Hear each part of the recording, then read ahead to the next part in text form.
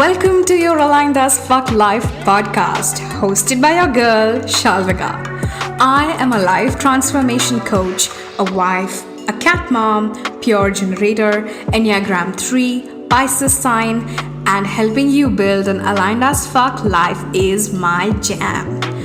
Out in this world, we believe that there are no set rules for building a life, career, and business. That we are all unique and we should be able to embrace our uniqueness in everything we do while shedding all the rules or bullshit rules one at a time. We will talk all things mindset, manifestation, healing, energetics, rituals, success, and so much more. I believe that I can have it all, and you can too. Ready for an episode that will take you one step closer to your aligned as fuck life? Let's get started. Hi, and welcome to episode 52 of your Aligned as Fuck Life with Shalvika. And today's episode, I am going to be talking to you about 11 surprising things that I have learned since starting my business 4 years ago. So let me just first give you a little background. I launched my first program on 10th of April 2020. Yes, it was bang in the middle of the pandemic. I had just quit my corporate job. The world was going crazy and I was starting a new business. It hasn't honestly been the easiest of journeys, especially the first few months when the pandemic was happening and there was no clarity of what's coming. But today I'm not here to talk about that. Today I'm here to talk to you about the things that I have learned, the weird things, the surprising things that I have learned in my journey. Awesome. So let's dive right into it. The first thing that I learned is that your relationship with yourself is the most important business tool you will have.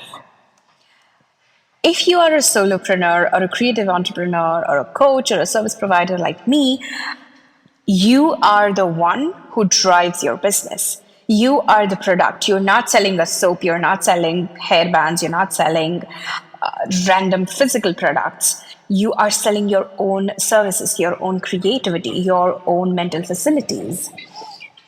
And this is exactly why how you treat yourself, how you look at yourself, what is your self-talk is one of the most prominent business tools that you have at your disposal. Think about this like you having your interpersonal relationships with your colleagues. In this situation, again, if you're a solopreneur or even if you have a small team, you are the CEO, you are the coach, you are the social media manager, you are the copywriter, you are the marketing expert, etc., etc., etc. So, in a similar fashion of how if you were working in a team, in a big ass team, in a corporate job, you would focus on your interpersonal relationships with your colleagues, your relationship with yourself is really, really fucking important if you wish to build a sustainable business.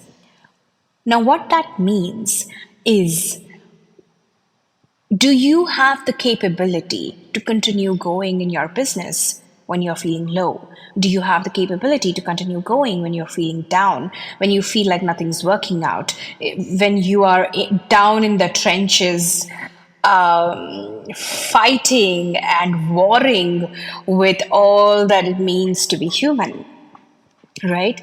So how compassionate are you towards yourself? How are you able to give yourself space? How are you able to nurture your team member vis-a-vis you?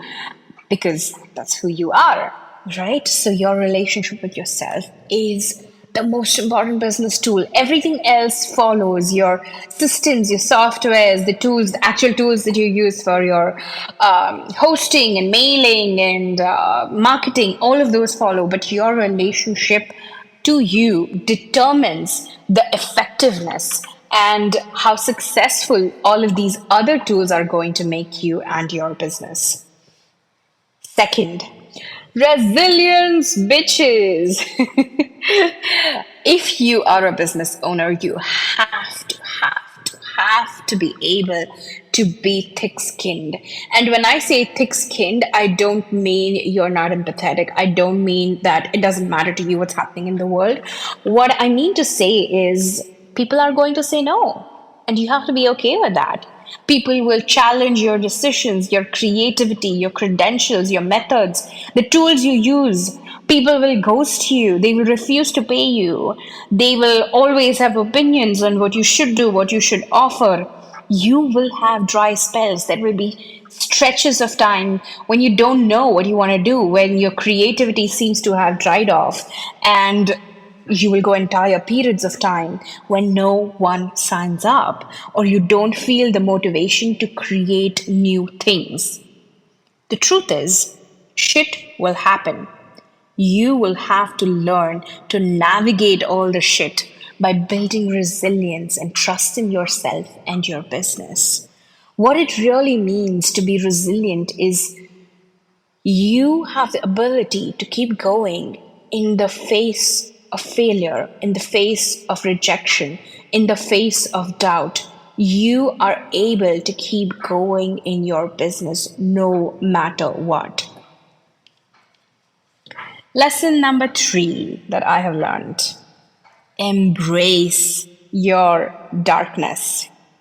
If you are a creative entrepreneur, and you are one if you call yourself an entrepreneur, okay, like no matter what your business is, entrepreneurship requires creativity. Living requires creativity, honestly, but entrepreneurship specifically requires you to be extremely creative.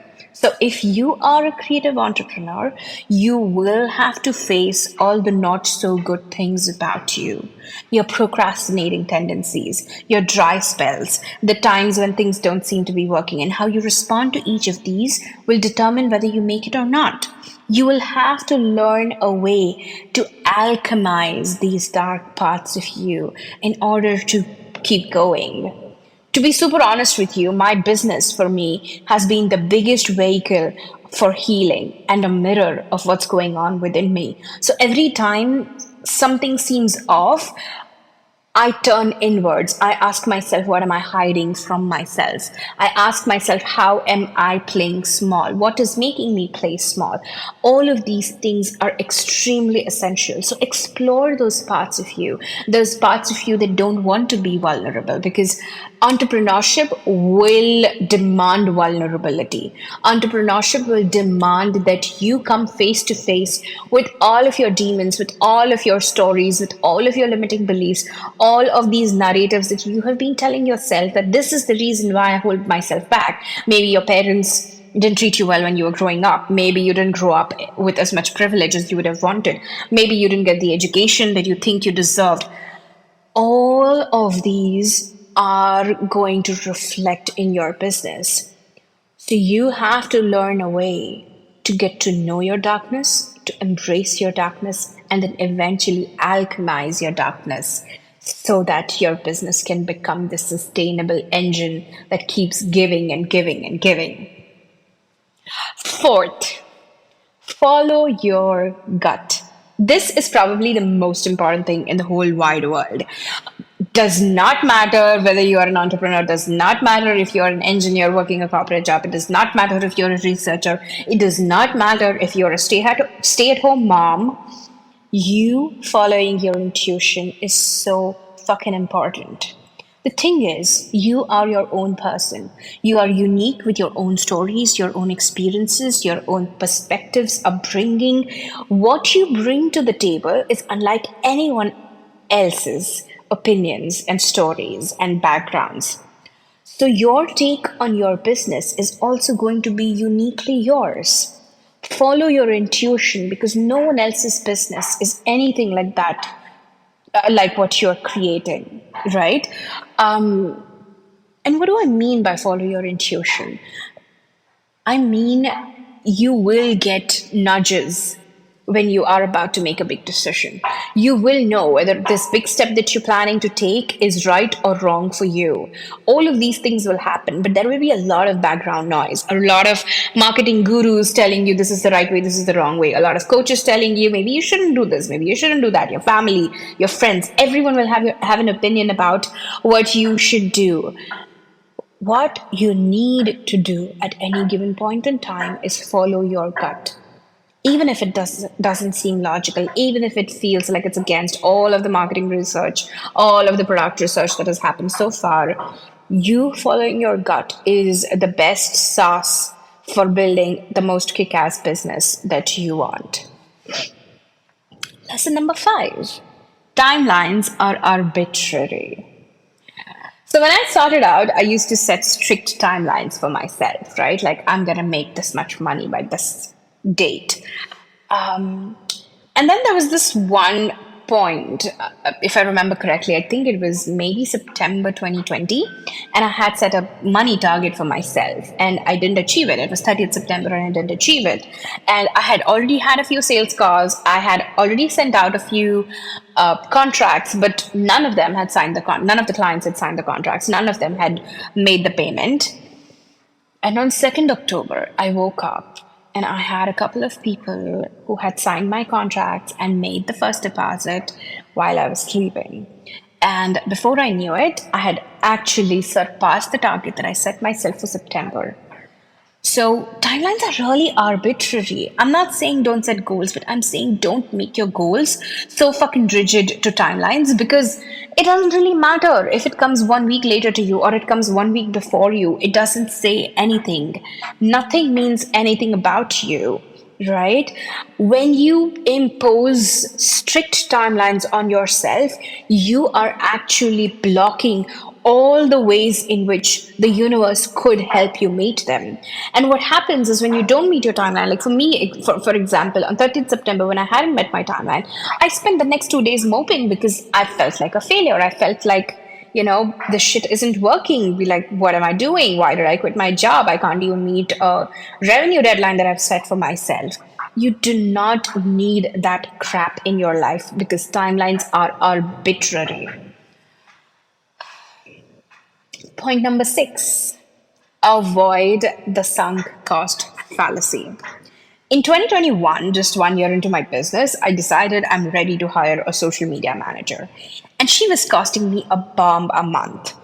And honestly, she was really fucking awesome at her job, okay? But she was expensive and she wasn't generating the kind of results I had hoped.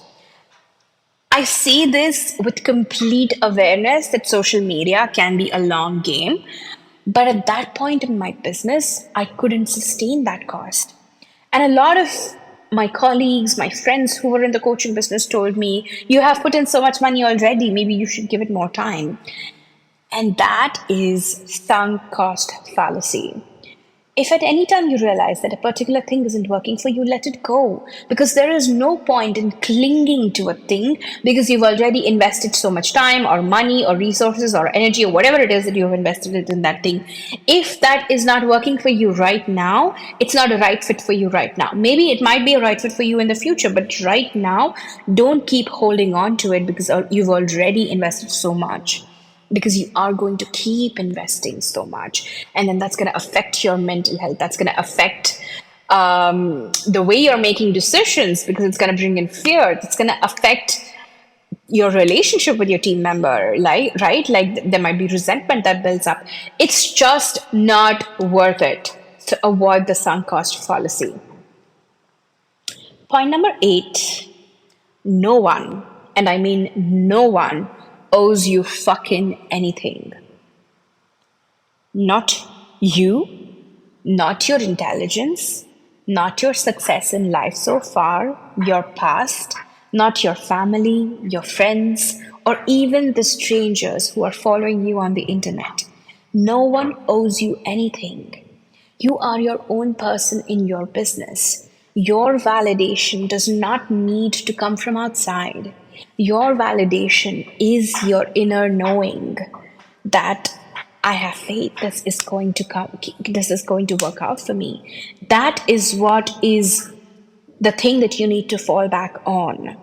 Just because someone got on a sales call with you, they don't owe you the money and a contract.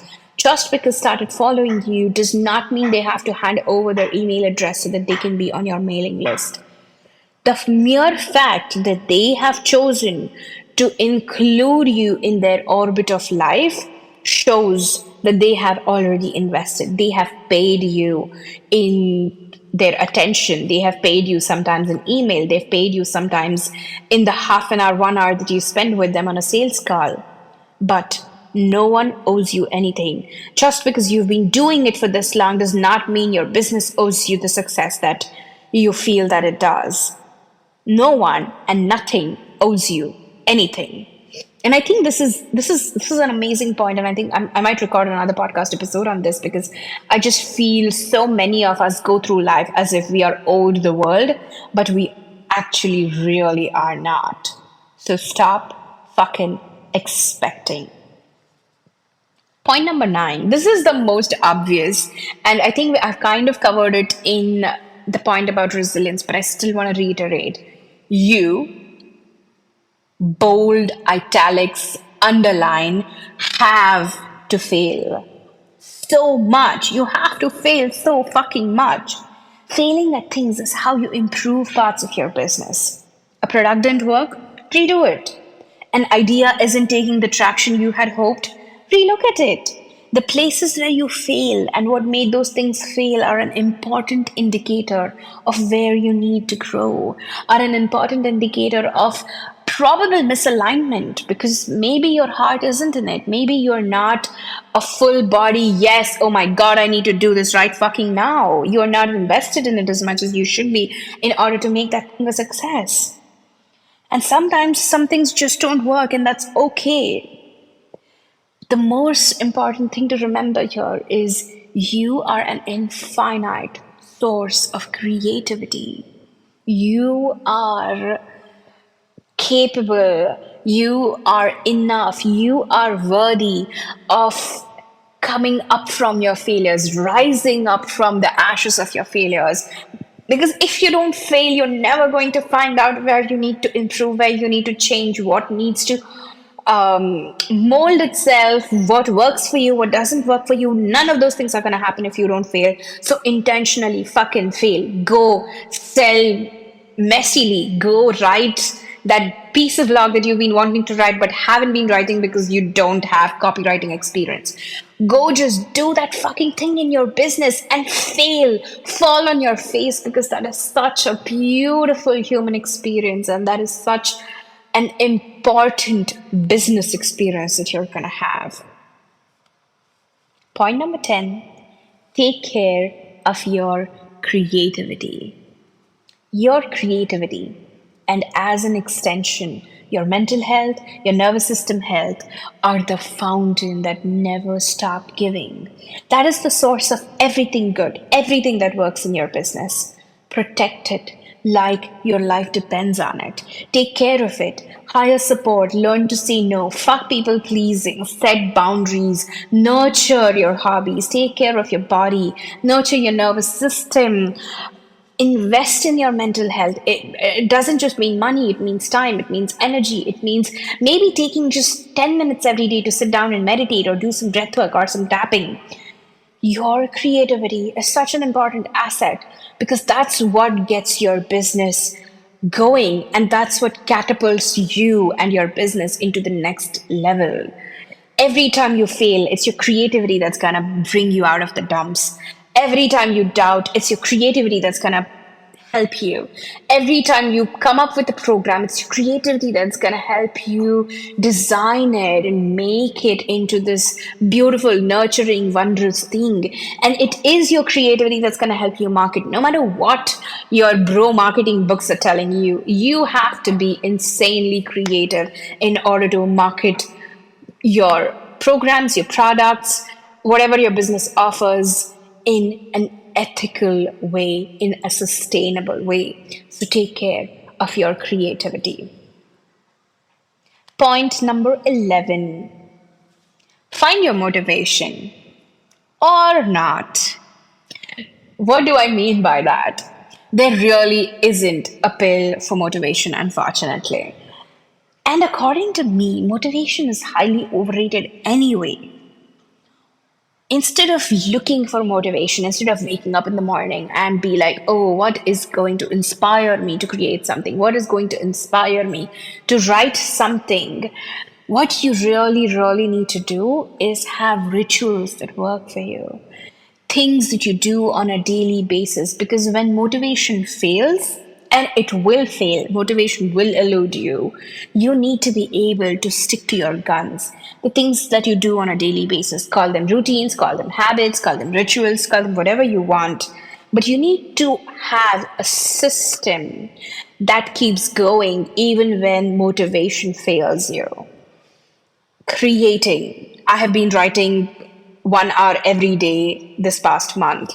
Posting regularly. If you're running your business on social media, talking about your product, selling, sharing testimonials, building relationships, taking care of yourself, taking care of your business, taking care of your team members are all the things that have to be automated in your life.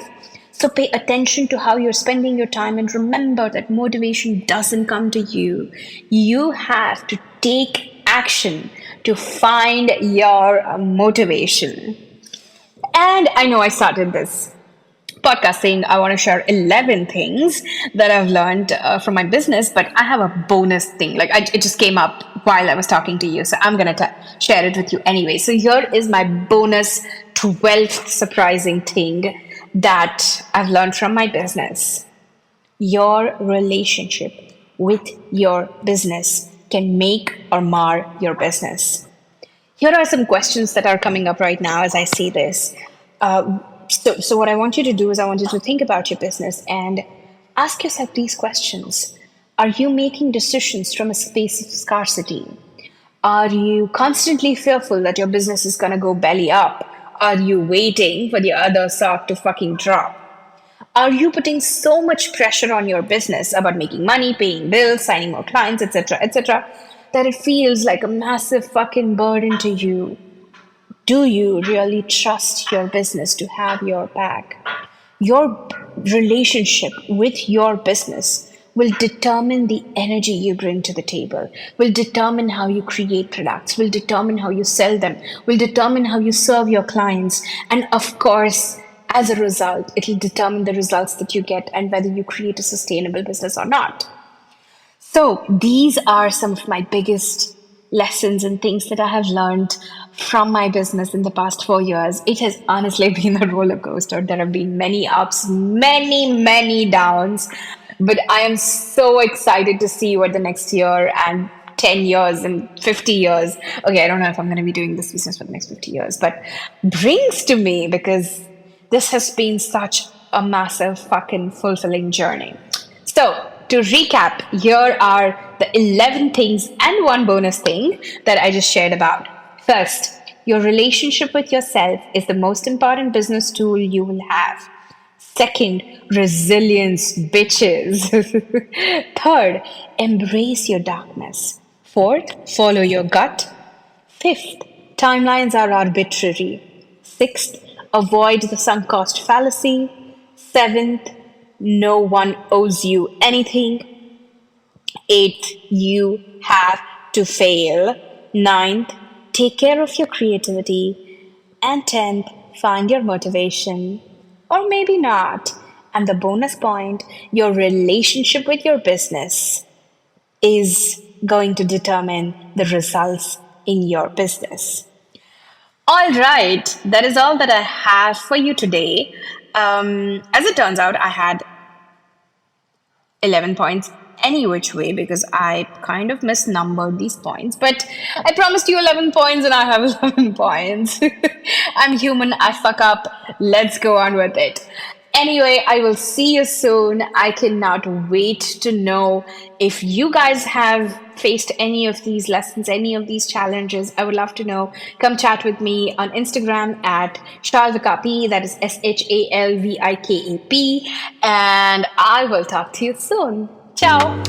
Thank you so much for tuning in today's episode. If you absolutely loved what you heard today, be sure to share it with me by leaving a review on iTunes so that I can keep the good stuff coming. And if you aren't already following me on social media, come soak up some extra inspiration and send me a hello on Instagram by searching at Shalvikap. Also tagged in the show notes. I love and adore you so much, and I will talk to you super, super soon. In the meantime, continue building your most authentic and aligned as fuck life. Ciao!